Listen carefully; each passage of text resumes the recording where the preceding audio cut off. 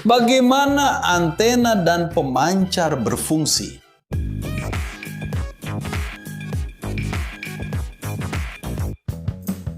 Hai peminat kejuruteraan. Bayangkan Anda mengulurkan tangan dan menangkap perkataan, imej dan maklumat yang sedang berlalu. Lebih kurang begitulah apa yang dilakukan oleh sebuah antena. Ia adalah batang atau piring logam yang menangkap gelombang radio dan menukarkannya kepada isyarat elektrik yang membekalkan kuasa kepada peranti seperti radio, televisyen, atau sistem telefon. Antena seperti ini kadang-kadang dipanggil penerima. Pemancar ialah jenis antena yang berbeza. Antena yang melakukan kerja bertentangan dengan penerima. Ia menukar isyarat elektrik kepada gelombang radio supaya ia boleh bergerak, kadang-kadang beribu-ribu kilometer mengelilingi bumi atau bahkan ke angkasa dan kembali semula.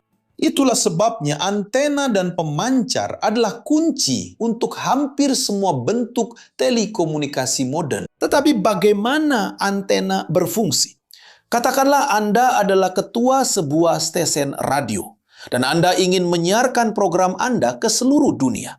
Tetapi bagaimana Anda melakukannya? Anda menggunakan mikrofon untuk menangkap bunyi suara orang dan menukarkannya menjadi tenaga elektrik. Anda mengambil tenaga elektrik itu dan secara amnya membuatnya mengalir sepanjang antena logam yang tinggi, membekalkan tenaga kepadanya selalunya, supaya ia boleh bergerak sejauh yang Anda perlukan di dunia. Apabila elektron dalam arus elektrik bergerak ke depan dan ke belakang sepanjang antena, mereka menghasilkan radiasi elektromagnet tak kelihatan dalam bentuk gelombang radio. Gelombang ini sebagiannya elektrik dan sebagiannya magnetik bergerak pada kelajuan cahaya, membawa rancangan radio Anda bersamanya. Sekarang, apa yang berlaku apabila saya menghidupkan radio saya di rumah beberapa kilometer jauhnya? Gelombang radio yang Anda hantar itu mengalir melalui antena logam dan menyebabkan elektron berayun ke depan dan ke belakang. Ini menghasilkan arus elektrik yang kemudiannya ditukar menjadi isyarat yang akan ditukar semula oleh komponen elektronik di dalam radio Anda kepada bunyi yang boleh didengar. Antena pemancar dan penerima selalunya sangat serupa dari segi reka bentuk. Sebagai contoh, jika Anda menggunakan sesuatu seperti telefon satelit, ia boleh menghantar dan menerima panggilan video atau telefon ke mana-mana sahaja di bumi. Dengan menggunakan satelit angkasa, isyarat yang Anda hantar dan terima melalui satu antena parabola saja. Antena parabola ialah sejenis antena khas berbentuk mangkuk dan biasanya dikenali sebagai reflektor parabola kerana antena itu melengkung dalam bentuk graf yang dipanggil parabola. Cuma pemancar dan penerima kelihatan sangat berbeza. Antena pemancar TV atau radio ialah tiang besar, kadang-kadang menjangkau ratusan meter ke udara, kerana ia perlu menghantar isyarat yang kuat ke jarak yang jauh. Tetapi Anda tidak memerlukan apa-apa yang sebesar itu pada TV atau radio di rumah Anda, kerana antena yang jauh lebih kecil sudah memadai untuk melakukan tugas tersebut dengan baik. Gelombang tidak sentiasa bergerak melalui udara dari pemancar ke penerima. Bergantung pada frekuensi gelombang yang ingin kita hantar, sejauh mana kita mahu menghantarnya dan bila kita mahu melakukannya. Dan berapakah panjang antena yang sepatutnya? Adakah lebih panjang, lebih baik? Antena yang paling mudah ialah seutas wayar logam yang disambungkan kepada radio. Kebanyakan radio transistor moden mempunyai sekurang-kurangnya dua antena. Salah satunya ialah batang teleskopik yang panjang dan berkilat yang boleh ditarik keluar dari radio dan diputar untuk menangkap isyarat FM yang bermaksud modulasi frekuensi. Satu lagi ialah antena di dalam kabinet. Biasanya dipasang pada papan litar utama dan menangkap isyarat AM yang bermaksud modulasi amplitude. Perbezaan antara AM dan FM memang menarik. Jadi, kalau Anda nak tahu lebih lanjut, tinggalkan komen di sini dan kami boleh buat video tentangnya. Tapi kenapa Anda perlukan dua antena dalam radio? Isyarat dalam jalur gelombang yang berbeza ini Dibawa oleh gelombang radio dengan frekuensi dan panjang gelombang yang berbeza. Isyarat radio AM biasa mempunyai frekuensi sekitar 1000 kHz, manakala isyarat FM biasa adalah sekitar 1.1 kHz, manakala isyarat FM biasa adalah sekitar 100 MHz. Jadi ia bergetar kira-kira 100 kali lebih pantas. Seperti semua gelombang radio, bergerak pada kelajuan yang sama dengan cahaya, yaitu kira-kira 300.000 km sesaat. Isyarat AM mempunyai panjang gelombang kira-kira 100 kali lebih panjang daripada isyarat FM. Anda memerlukan dua antena, kerana satu antena saja tidak dapat menangkap julat panjang gelombang yang begitu besar. Panjang gelombang atau frekuensi gelombang radio yang anda cuba kesan akan menentukan saiz dan jenis antena yang anda perlu gunakan. Secara amnya, panjang sebuah antena ringkas perlu kira-kira separuh daripada panjang gelombang-gelombang radio yang anda cuba terima. Namun, beberapa teknologi membolehkan kita membuat antena yang mempunyai suku panjang gelombang, antena kompak miniatur yang hanya sekitar 1/10 daripada panjang gelombang, dan antena membran yang lebih kecil lagi. Tetapi kita tidak akan menghuraikannya secara terperinci di sini. Panjang antena bukanlah satu-satunya perkara yang mempengaruhi panjang gelombang yang anda akan tangkap. Ini kerana jika kita mempunyai radio dengan panjang antena yang tetap, ia hanya akan dapat menerima daripada satu stesen sahaja. Antena menghantar isyarat ke dalam litar penalaan di dalam penerima radio yang direka untuk menangkap satu frekuensi tertentu dan mengabaikan yang lain. Litar penerima yang paling mudah hanyalah gegelung wire, diod dan kapasitor yang menghantar bunyi ke fon kepala.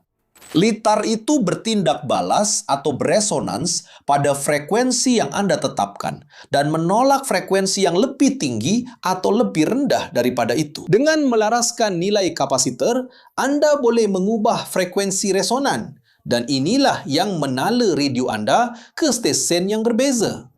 Tugas antena adalah untuk menangkap tenaga yang mencukupi daripada gelombang radio yang melalui, supaya litar boleh beresonans pada frekuensi yang betul. Antena radio yang paling mudah hanyalah batang panjang dan lurus, kadang-kadang dipanggil monopol.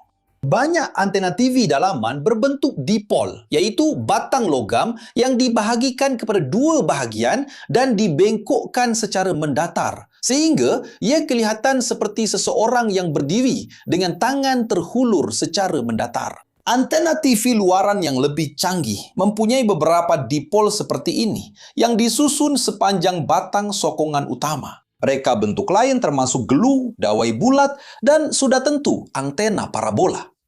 Tetapi mengapa terdapat begitu banyak reka bentuk yang berbeza? Jelas sekali, gelombang yang sampai ke antena pemancar adalah sama saja, tidak kira bentuk dan saiz antena tersebut. Korak dipol yang berbeza akan membantu menumpukan isyarat supaya ia lebih mudah dikesan. Kesan ini boleh dipertingkatkan lagi dengan menambah dipol palsu yang tidak disambungkan, dikenali sebagai pengarah dan pemantul, yang memantulkan lebih banyak isyarat kepada dipol penerima utama. Mereka kekurangan sambungan untuk membentuk litar dalam apa yang dipanggil monopol. Sebilangan besar sampai ke batang sokongan itu adalah bentuk dan saiznya. 3 ciri antena yang sangat penting ialah kearahan, keuntungan dan lebar jalur. Mari kita mulakan dengan kearahan. Dipol sangat berarah. Ini kerana ia menangkap gelombang radio yang bergerak pada sudut tepat terhadapnya. Itulah sebabnya antena TV perlu dipasang dengan betul di rumah anda dan dihalakkan ke arah yang betul. Jika anda ingin mendapatkan gambar yang baik, pada masa kini anda tidak lagi menghadapi masalah ini kerana isyarat TV kini adalah digital. Tetapi pada zaman saya, anda perlu bergelut beberapa minit dengan antena sebelum mendapat gambar yang elok. Antena teleskopik radio FM adalah kurang berarah, terutamanya jika isyaratnya kuat. Jika Anda halakan terus ke atas, ia akan menangkap isyarat yang baik dari hampir semua arah secara sama rata. Antena ferrit AM di dalam radio adalah jauh lebih berarah. Walaupun antena yang sangat berarah mungkin kelihatan menyusahkan, apabila ia diselaraskan dengan betul, ia membantu mengurangkan gangguan daripada stesen atau isyarat yang tidak diingini berhampiran dengan apa yang Anda cuba kesan. Tetapi sifat berarah tidak semestinya sesuatu yang baik. Fikirkan tentang telefon bimbit Anda. Anda mahu telefon itu boleh menerima panggilan di mana sahaja Anda berada, berbanding dengan tiang menara telefon yang terdekat, atau menerima mesej tidak kira ke arah mana ia menghala ketika berada dalam beg Anda. Jadi antena yang sangat berarah bukanlah sesuatu yang baik. Begitu juga untuk penerima GPS yang memberitahu di mana Anda berada menggunakan isyarat daripada beberapa satelit angkasa.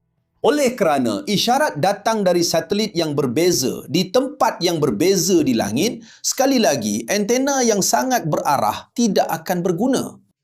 Penguatan antena adalah satu ukuran yang sangat teknikal. Tetapi secara amnya, ia merujuk kepada berapa banyak ia meningkatkan isyarat. TV biasanya masih boleh menerima isyarat yang lemah dan berbayang, walaupun tanpa antena disambungkan. Ini berlaku kerana kotak logam dan komponen lain bertindak sebagai antena asas yang tidak memfokuskan kepada mana-mana arah tertentu dan secara asasnya menerima beberapa jenis isyarat. Tambahkan antena arah yang sesuai dan anda akan mendapat isyarat yang jauh lebih baik. Gain diukur dalam desibel dan semakin tinggi gainnya, semakin baik penerimaannya. Dalam cast TV, anda akan mendapat gain yang jauh lebih tinggi daripada antena luaran yang kompleks berbanding dipol ringkas. Semua antena luaran berfungsi lebih baik daripada antena dalaman.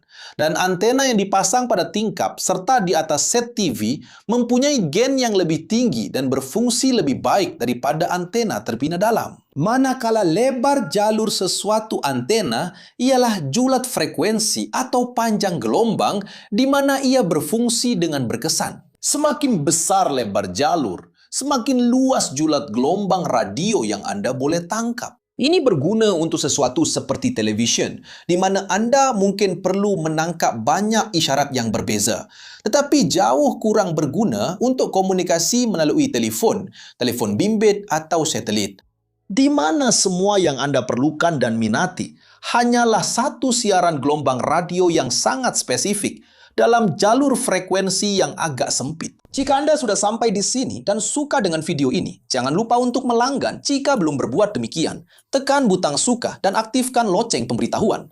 Dan jika anda rasa kandungan kami menarik, pertimbangkan untuk menjadi ahli bagi membantu kami terus menghasilkan kandungan di platform ini dan disebut dalam video-video kami. Dan jika anda sedang mencari perkembangan pribadi dan profesional, imbas kod QR di sebelah sini atau klik pautan di dalam deskripsi video.